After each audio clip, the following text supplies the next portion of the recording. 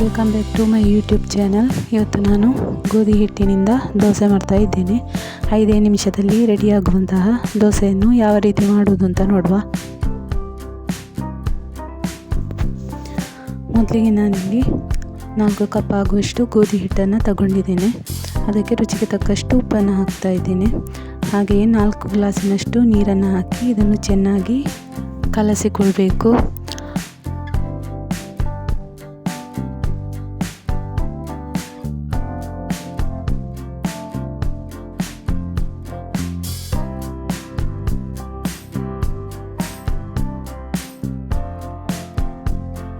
ಹಿಟ್ಟು ಈ ಹದದಲ್ಲಿ ಇರಬೇಕು.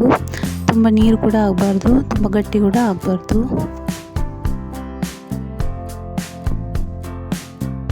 ಈಗ ಒಂದು ಸೌಟು ಹಾಕಿ ದೋಸೆ ಮಾಡ್ತಾ ಇದ್ದೇನೆ.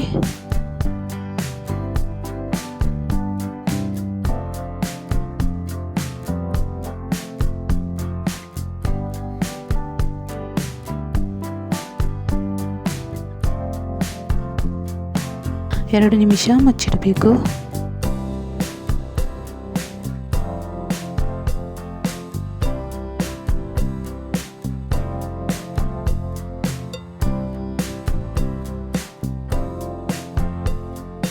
ಎರಡು ನಿಮಿಷ ಮುಚ್ಚಿಟ್ರೆ ದೋಸೆ ಚೆನ್ನಾಗಿ ಬೇಯ್ತದೆ.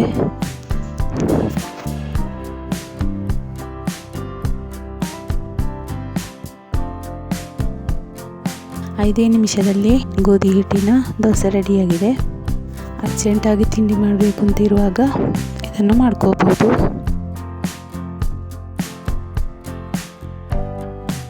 ದೋಸೆ ತೆಳುವಾಗಿ ಬಂದಿದೆ. ಯಾವುದೇ ಪದಾರ್ಥದೊಂದಿಗೆ ತಿನ್ನಲಿಕ್ಕೆ ಚೆನ್ನಾಗಿರ್ತದೆ. 4 ಕಪ್ ಗೋಧಿ ಹುಡಿಯಲ್ಲಿ 20 ದೋಸೆ ಆಗಿದೆ. ಹಾಗೆ ನನ್ನ ಚಾನಲನ್ನು ಸಬ್ಸ್ಕ್ರೈಬ್ ಮಾಡದವರು ಸಬ್ಸ್ಕ್ರೈಬ್ ಮಾಡಿಕೊಳ್ಳಿ.